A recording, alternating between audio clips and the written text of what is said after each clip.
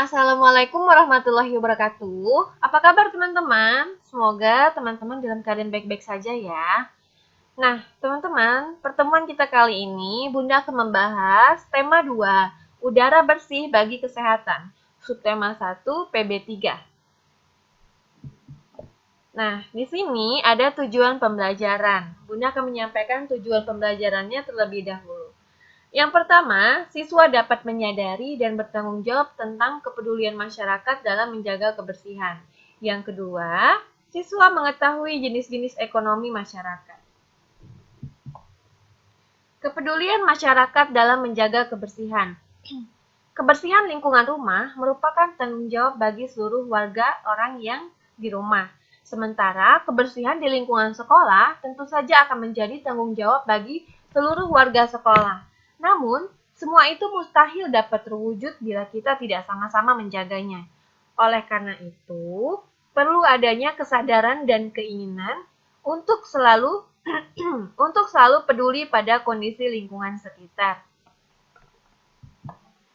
Menjaga kebersihan lingkungan sangat banyak sekali manfaatnya teman-teman. Contohnya seperti mendapatkan kenyamanan karena hidup di alam yang bersih dan sehat. Yang kedua, kita juga dapat menciptakan kreativitas lebih sehingga ide-ide cemerlang pun akan muncul dengan sendirinya. Yang ketiga, konsentrasi akan terjaga, pemandangan pun akan indah dipandang, dan perasaan nyaman akan muncul dengan sendirinya. Jadi, teman-teman, penting untuk kita menjaga kebersihan lingkungan, ya, supaya kita dapat hidup nyaman, kita dapat hidup dengan sehat, lalu konsentrasi kita juga akan terjaga. Kita berkewajiban dalam menjaga kebersihan lingkungan ya teman-teman. Jadi, semuanya itu warga Indonesia seluruhnya semua berkewajiban untuk menjaga kebersihan lingkungan dimanapun dia berada, baik di sekolah, di masyarakat, maupun di rumah. Oke, kita lanjut. Jenis-jenis kegiatan ekonomi masyarakat. Kegiatan ekonomi masyarakat ini berkaitan erat dengan pemenuhan kebutuhan hidup. Kebutuhan hidup masyarakat beragam sesuai dengan kondisi alam pada daerah masing-masing. Keragaman kondisi geografis Indonesia membentuk keanekaragaman kegiatan ekonomi di dalam masyarakat. Kegiatan ekonomi masyarakat juga mengikuti kebutuhan masyarakat pada wilayah tersebut. Nomor 1, contohnya pertanian dan perkebunan.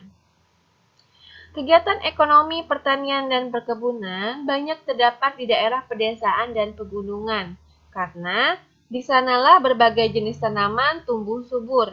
Masyarakat pedesaan banyak yang berprofesi sebagai petani. Mereka menanami sawah, ladang, dan kebun dengan tanaman pangan. Contoh hasil pertaniannya itu berupa padi, singkong, jagung, kacang-kacangan, sayuran, dan buah-buahan. Lalu yang kedua, peternakan. Sama halnya dengan pertanian dan perkebunan, usaha sektor ini berada di pedesaan. Usaha peternakan meliputi pembudidayaan hewan yang diambil hasilnya seperti daging, telur, dan susu. Lalu kita lanjut yang ketiga, ada perikanan. Nah, kalau perikanan ini meliputi pembudidayaan ikan air tawar dan air laut. Usaha perikanan air tawar dilakukan di sungai, waduk, empang, danau, tambak, dan kolam.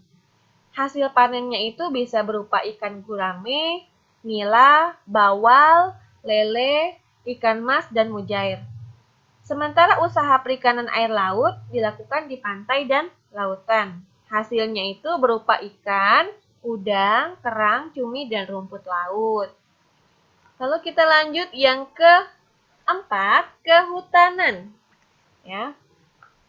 Di sini, usaha ini menghasilkan bahan baku untuk industri dan bangunan, seperti kayu meranti, pinus, jati, damar, dan ulit.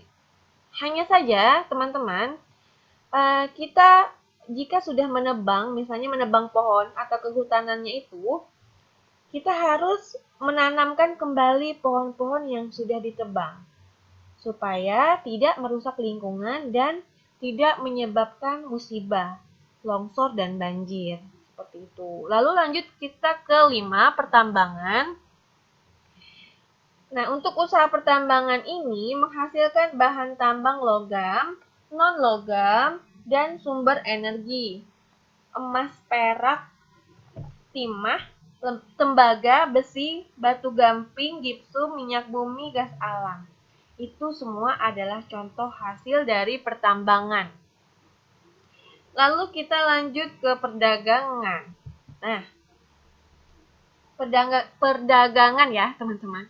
Usaha sektor cepat berkembang di zaman internet ini. Dengan modal media sosial, kita dengan mudah bertransaksi dengan orang yang tidak kita kenal di berbagai wilayah di Indonesia bahkan di dunia. Itu untuk perdagangan. Lalu untuk perindustrian, nah ini usaha ekonominya ini mengolah barang mentah menjadi barang jadi atau setengah jadi, menyerap banyak lapangan pekerjaan. Jadi bagian perindustrian ini seperti menciptakan lapangan kerja buat orang-orang yang tidak bekerja, ya. Di sini contoh bidang ini bisa aja pabrik sandal, pabrik makanan, pabrik minuman, dan pabrik kaleng.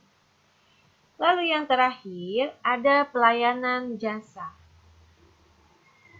Pelayanan jasa ini melayani konsumen atau masyarakat dalam bentuk pelayanan seperti dokter, arsitek, ojek, atau ojek online, asuransi, optik, dan lain-lain. Masih banyak lagi yang lainnya.